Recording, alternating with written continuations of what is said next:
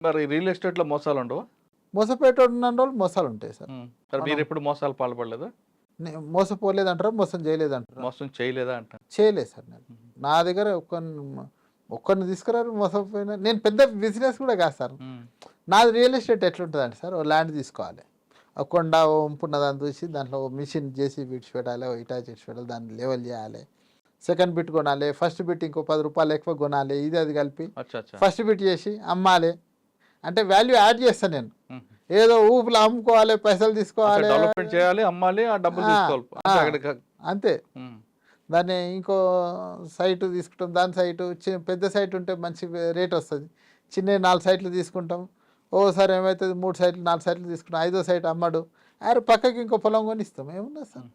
నీకు నచ్చిన దగ్గర కొనిస్తాం. నీ లోపట ఉంది ఇచ్చేయి. మీకున్న బిజినెస్‌లో ఎప్పుడు మోసాలు పాల్పడలేదు. అవసరం లేదు సార్. హ్మ్. నాకు మంచి కంఫర్ట్ లైఫ్ నాకు ఇంకా ఎందుకు సార్ అవసరం? మోసం ఎందుకు? అవును. మోసపోతే బిజినెస్ కాదు సార్. మోసం చేస్తే బిజినెస్ కాదు సాధారణంగా రియల్ ఎస్టేట్‌లో ఒక టాక్ ఉంటదండి. సార్. దళారులు మోసం చేయరు, నమ్మిన వారే మోసం చేస్తుంటారని. వాస్తవం అంటారా? అది వాస్తవం సార్. ఎవరైతే నమ్మి పెట్టుబడి పెడతాడో వాడి మోసం అంటే చేస్తాడు. నమ్మిన వాడిని మోసం చేస్తారు సార్. మోసం చేసే అవకాశం ఉంటది. హ్మ్. నమ్మినామంటే మన తలకాయ తీసి ఆయనకి ఇచ్చినట్టే. ఆయన హ్మ్. ఇష్టం ఉంటే తిరిగి ఇస్తాడు, లేకపోతే పక్క పడేస్తాడు అన్నట్టు ఉంటుంది. హుహు. నమ్మినోడినే ఏ బిజినెస్ అయినా నమ్మినోడినే మోసం చేస్తారు. రియల్ ఎస్టేట్లో అయినా అంతే. ఈ రియల్ ఎస్టేట్లో ఏముంటుందంటే అత్యాశ. లక్షకి లక్ష వస్తాయి, కోటి కోటి హ్మ్. వస్తాయి పెట్టు అనగానే, మొన్న వాడు కోటి ఇప్పించినా ఈడు కోటి ఇప్పించినా అనగానే వీడు టెంప్ట్ అయిపోతాడు. హ్మ్. టెంప్ట్ అయిపోయి పెట్టేస్తారు, వాళ్ళు పోతారు. అసలు పంచాయతీలు కూడా వస్తాయి మన దగ్గరికి. ఏం చేస్తున్నారు ఆయన ఓడిని అడిగి అవునా? సార్ ఫైనల్‌గా చెప్పండి. సార్. చాలామంది గవర్నమెంట్ హాస్పిటల్‌కి వెళ్తుంటారు. డబ్బులు కొంతమంది మనమే వాళ్ళు అడగకుండానే మనమే ఆఫర్ చేస్తుంటాం. ఉమ్. మీరు చెప్పారు మార్చురీ దగ్గర గాని, ఆ. ఇంకొక దగ్గర గాని, ఇంకో దగ్గర గాని, హాస్పిటల్‌లో గాని వాళ్ళు అడగరు. అడగకుండా మనమే బాబు రూ. 10 తీసుకొని నన్ను పంపించు. ఒక రూ. 50 తీసుకొని నాకు తొందరగా పంపించేసి పెట్టు అని మనం ఆఫర్ చేస్తుంటాం. మరి అది తప్పు కాదా? చాలా పెద్ద తప్పు సార్ అది. ఒక విష వృక్షం నాటిన సమయం అన్నట్టు అది.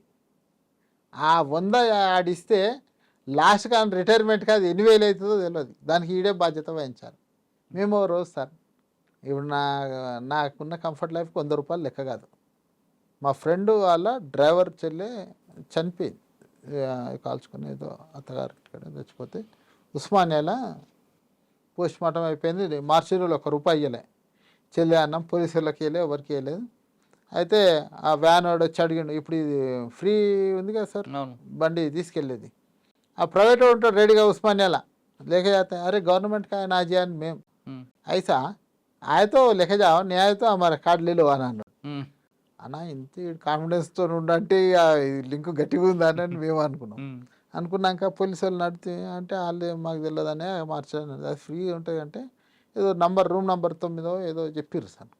అడిగిపోతే ఆయన ఇస్తారు. ఇది అది పోస్ట్ మార్టం అది కంప్లీట్ అయిందన్నది ఆ రిపోర్ట్ తీసుకపోతే ఆయన చేస్తాడు. ఇది అయినాక మేము ఇచ్చే రిపోర్ట్ అంటే అది తీసుకొని పోయినాం. ఆయన ఇస్తే ఆయన ఫోన్ చేసిండు సార్. ఈ గాంధీ హాస్పిటల్ అది బండి కావాలని ఫోన్ చేసిండు. ఓకే వచ్చేస్తాను. ఫోన్ పెట్టేసినాక ల్యాండ్లైన్ నుంచి మీకు ఇష్టం ఉంటే రూ. 100 ఇచ్చిపోరు అన్నాడు. బలవంతం లేదు, ఇష్టం ఉంటే అన్నాడు. మేము ఇయ్యలే. అది ఆయన చేసిన పనికి, ఆ ఇచ్చిన మర్యాదకు, ఆయన అడిగిన విధానానికి ఆ 100 పెద్ద ఇది కాదు. మేము ఇయ్యలే. ఇవ్వకుండా తిరిగి వచ్చినాము. ఎంబడే మా నంబర్ రాసిస్తే ఆ నంబర్కి ఫోన్ చేసిండు. ఆ బండి ఎక్కడ ఏంది, ఎక్కడ పోవాలంటే మహబూబ్నగర్ పోవాలి. మహబూబ్నగర్ పోవాలంటే ఏమంటాడు, సరే అంటాడు. మళ్ళీ జరిసేపటి ఫోన్ చేసి మా బండి ఖరాబ్ అయిందని. హ్మ్. అరే ఖరాబ్ అయిందని అంటే మళ్ళీ మేము మరి నిన్ను ఎవడు ఏమన్నాడు రా బాబు, ఇంకో నా బండి పంపితే లేలే ఖరాబ్ అయింది బండి రాదు. హ్మ్. మేము మాట్లాడుకుంటూ పోతే ఆ ఉస్మానియాలనే ఉన్నాయి 4 బండ్లు. హ్మ్. వాళ్ళు అక్కడ ఒక దగ్గర కూర్చొనిర్రు. హ్మ్. మేము ఆ మార్చిరీ కాడికి పోయినాం కదా, మళ్ళీ రిటర్న్ ఈ రూమ్ కాడికి వస్తున్నాం. ఆయన ఎవరైతే ఫోన్ చేస్తాడో మళ్ళా ఆ 100 అడిగిండు కదా, ఇప్పుడు ఆడికి పోయి మళ్ళీ మేము అడగాలన్నట్టు, సార్ అది వస్తలేదని అడుగుదామని పోతుంటే వాడు ఫోన్ మాట్లాడుతుండు. ఆడ నలుగురు కూర్చుర్రు. అది నంబర్ ఏదో ఉంది కదా సార్, 109 ఏదో హ్మ్. 1009 ఏదో ఉంది. ఓకే. ఆ బండ్ల పక్కకు కూర్చున్నారు. మనం మాట్లాడింది ఆడు మాట్లాడింది ఒకటే ఉంది కదా అని డౌట్ వచ్చింది. దగ్గర పోతే వాడే మాట్లాడుతుండే. ఏంట్రా తమాషా చేస్తున్నావా, వీడియో ఆన్ చేయనా ఈ సంగతి ఏంటంటే బండి పాడైంది. నువ్వు బండి పాడేది హ్మ్. ఎందుకు చెప్పినావు, నడు వాడికి పోదాంపా అన్నాడు. అది అంటకల్లా బండి ఎక్కింది. ఏమన్నా డబ్బులు ఫస్ట్ ఆడు దీనాకి ఇస్తాం, నడుతున్నావు కదా దీనాక ఏమన్నా చూస్తాం కానీ ఇప్పుడు ఇవన్నీ సరే సార్ అన్నాడు. బండి తీసిండు, అట్లా తీసుకున్నాం. స్ట్రిక్ట్గా చెప్పినాం. దీనికి డబ్బులు ఇచ్చిర్రు అనుకో బాగుండదని చెప్పినాం. అంటే మీలాంటి వాళ్ళు సపోర్ట్ ఉంటే కానీ కొంతమంది మనమే ఆఫర్ ఇస్తుంటాం. హాస్పిటల్లో ఉంది, లోపల పంపాలంటే వాళ్ళు ఆపుతారు. ఓపీ టైం అయిపోయింది, బాబు ₹100 తీసుకోవాలని పంపిస్తాం. అది తప్ప కాదా? 100% తప్పు సార్. ఈ అసలు ఇచ్చటోని ఇప్పుడు డిమాండ్ చేసి ఇచ్చినోడు గత్యంతరం లేక ఇస్తుండు, ఉమ్. వీడు బల్బుతోనే ఇస్తుండు. ఇవాళ ఓపీ బంద్ అయిందంటే రేపు రావాలి, లేకపోతే ఒక గంట ముందు రావాలి, అంతేగా సార్. వీడి వలన వాడు ఖరాబ్ అవుతాడు, వాడి వలన అందరు ఇబ్బంది పడతాడు. వాడిని ఖరాబ్ చేసేది వీడు. ఇదంతా ఒక రకం సార్. పైసలే ట్రాన్సాక్షనే కాదు సార్ కరప్షన్ అనేది. ఇప్పుడు ఉదాహరణ చెప్తా. జూ పార్క్ ఉంది, ఈడ టెండర్ పిలిస్తే 16% లేసిపోతున్నాయి ఈరోజు. సంవత్సరానికి 2 నుంచి 3 కోట్ల వరకు డిపార్ట్మెంటల్ ఎగ్జిక్యూషన్ నడుస్తున్నాయి ఎస్టిమేషన్ రేట్కి. ఉహు. 3 కోట్లు అంటే 40 లక్షలు ఎక్కడ పోతున్నాయి సార్? ఇప్పుడు 48 లక్షలు ఎక్కడ పోతున్నాయి అవి? ఉమ్. అందులో ఇంకోటి, ఇప్పుడు నేనే వర్క్ ఉంది సార్. ఇప్పుడు ఇప్పుడు నాదే ఛానల్ ఉంది సార్. నేనే రేటింగ్ ఇచ్చుకునేది ఉంటే ఎట్లా ఇచ్చుకుంటా? ఇష్టం వర్క్ చేసేటోడే బుక్ చేస్తుండు. డిపార్ట్మెంటల్ ఎగ్జిక్యూషన్ అంటే ఉమ్. ఆఫీసరే సిమెంట్ కంకర ఉసుకే తెచ్చి ఆయన్నే నాణ్యత చూసుకుంటాడు, ఆయన్నే చెక్ చేసుకుంటాడు, ఆయన్నే డబ్బులు డ్రా చేసుకుంటాడు. ఉమ్. అంటే ఆడు 10 లక్షలు బిల్లు ఎత్తాడు, 3 లక్షలు పని. ఇప్పుడు ప్రజెంట్ ఈ రోజు జరుగుతున్నది. ఉమ్. దానివల్ల జనాలకు ఏమి ఇబ్బంది జరగదు, కానీ పైసలు పోతున్నాయి. ఎంత కరప్షన్! 10 లక్షల వరకు అంటే ఆడ 3 లక్షల పని కూడా కాదు, 7 లక్షల అవినీతి జరుగుతుంది. మనం బయట డైరెక్ట్ 500 అడిగితే మనకు కోపం వస్తుంది. అవును. కరప్షన్లో కూడా రకరకాలు ఉన్నాయి సార్. ఇప్పుడు మనం ఔటర్ రింగ్ రోడ్ పోతాం. మీరు ఎప్పుడైనా పోయినప్పుడు చూడరు సార్. మీరు రోజు టైం ఇస్తే అన్ని చూద్దాము సార్, ఇది చాలా వాల్యుబుల్ టైం. ఇప్పుడు ఔటర్ రింగ్ రోడ్ వేసినప్పటి నుంచి పెడుతురు చెట్లు మధ్యన సర్వీస్ రోడ్కి ఔటర్ రింగ్ రోడ్ మధ్యన పెద్దగా అయిపోయింది చెట్టు, దాని కింద ఇంకో చెట్టు, దాని కింద ఇంకో చెట్టు. లాస్ట్కి ఇవాళ ఏమైపోయింది, పత్తి చేను కంటే ఒత్తుగా అయిపోయినాయి చెట్లు. ఇప్పుడు మనము చెట్టును ఎట్లా పెట్టాలనో ఆ చెట్లు పెట్టే అర్బన్ ఫారెస్ట్ ఆఫీసర్కి తెలియకపోతే ఎవడు సార్ బాధ్యుడు? మీరు ఎప్పుడైనా వెళ్ళినప్పుడు చూడరు సార్. చూసా, పెద్ద చెట్టు కింద చెట్టు ఏం పెరుగుతుంది, పెరగదు కూడా. ఒక చెట్టు సార్, ఒక వేప చెట్టు మినిమం ఒక 200 స్క్వేర్ యార్డ్స్ అయితే కవర్ చేస్తుంది, 100 స్క్వేర్ యార్డ్ అయితే పనిచేస్తుంది కదా. ప్రతి స్క్వేర్ యార్డ్కి ప్రతి సంవత్సరం చెట్టు. అదేనండి, బాగా పెరుగుతుంటాయి, మంచి గ్రీనరీ కట్టింగ్ అంటాడు. ఆ చెట్టు పాతదాటనే ఉంటుంది సార్. అవును. మళ్ళీ ఇంకా దాని కింద ఇది అంటే ఇది ఉట్టినే ఏదో తవ్వాలి పెట్టాలి, ఆ గుంత లూజ్ ఉంటుంది. ఉమ్. ఈ కాంట్రాక్ట్ తీసుకున్నట్టు ఏంటంటే పాత గుంతలు అయితే ఈజీగా, ఇది fish type fish corruption. Fish corruption అదే దవ్వాలి, అందులో పెట్టాలి. ఏదో కొంత పని అయింది కదా అంటే అది ఏం పనికిరాని పని, అదే పక్కకి ఎండకు పెట్టు, ఓపెన్ ఇన్ని లేఅవుట్లు ఉన్నాయి ఎన్నో పెట్టు, రైతుకి ఇచ్చేయి, ఆడు పెట్టుకుంటాడు. సార్ ఫైనల్గా ఇంకొక క్వశ్చన్, ఎవరైనా ఈ విధంగా ముందుకు వచ్చి మీకు అప్రోచ్ అవ్వడం అనేది జరుగుతుంటుంది ఒకటి. సార్. ఎవరైనా ఆఫీసర్లు ఈ విధంగా డబ్బులు అడిగితే ఏసీబీకి వెళ్ళమంటారా, ముందు అక్కడే నిలదీయమంటారా? సార్ ఏసీబీ అనేది లాస్ట్ సార్. వాడే తెలియలేక మూర్ఖుడు అడగవచ్చు.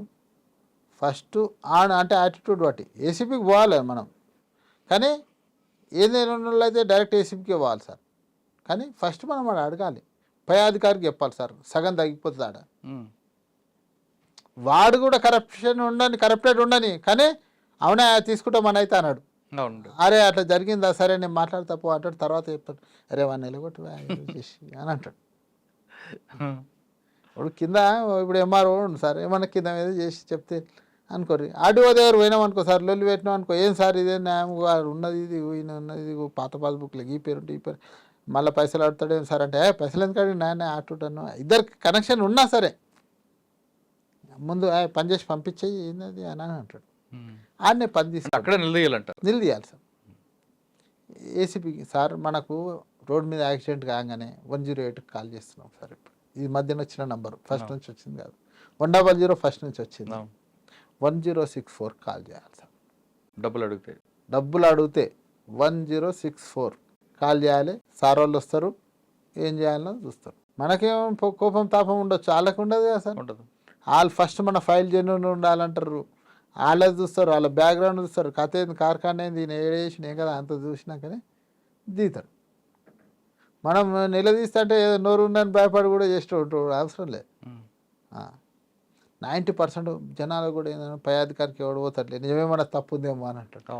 వీడు గట్టిగా చెప్తాడు, కొన్ని దాంట్లో ఇది పొరపాటు ఉంది, అది అవునో కాదో మనకు తెలియదు అనగానే, అమ్మో ఆడిపోతే ఆయనతో కాదేమో, వీడైతే డబ్బులు తీసుకొని చేస్తాడు, ఆయన డబ్బులు తీసుకోడు అంటే అదొకటి ఉంటుందండి. ఇంకోటి తిరగలేము, అది కూడా ఉంది సార్.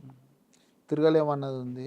ఇవి కొన్ని ఏమవుతాయండి సార్, తన వర్క్ చేసుకునేసరికి అనుభవం వస్తుంది, అవును. ఇక మళ్ళీ పని ఉండదు, ఇంకోటి పని చేయడు ఆడు. ఉమ్. ఇంకోటి పని చేయడు, తన పనే చేద్దాం అనుకుంటాడు. తన పనినే తిరిగి తిరిగి తిరిగి అనుభవం నేర్చుకుంటాడు, అది ఎట్లా పని చేయించుకోవాలని. అప్పటికి పైసలు ఖర్చు అవుతాయి, ఉమ్. అన్న అవుతాయి. లాస్ట్కి అనుకుంటాడు, అరే నేను ఈ పద్ధతిలో పోతే నాకు తక్కువ ఖర్చులు అయిపోయేదని అనుకుంటాడు. అదే తక్కువ ఖర్చులో వేరే వాడిని పని చేయించాడు, ఉమ్. మళ్ళీ వేరే వానికి ఎక్కువ ఖర్చు కావాలని చూస్తాడు. అది మన మనసులో నైజం, అది ఉంటుంది సార్.